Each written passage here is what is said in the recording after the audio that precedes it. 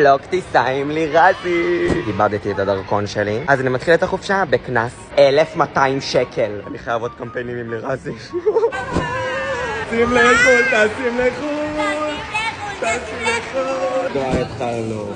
לא חיכינו בתור בגלל שאנחנו שולחים את המזוודות. כמו שנועה קירן אומרת, כולם מחכים, אני הקמתי את התור.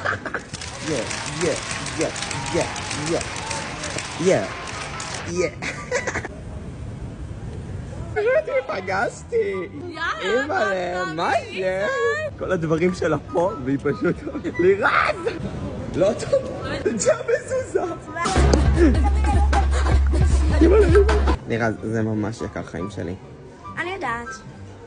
לירז, לא, לירז, תחזיר את זה. לירז, אני לקחתי סלט, פלג לקחה, נאגט, אני לקחתי המבורגר ושיימתי את זה כבר.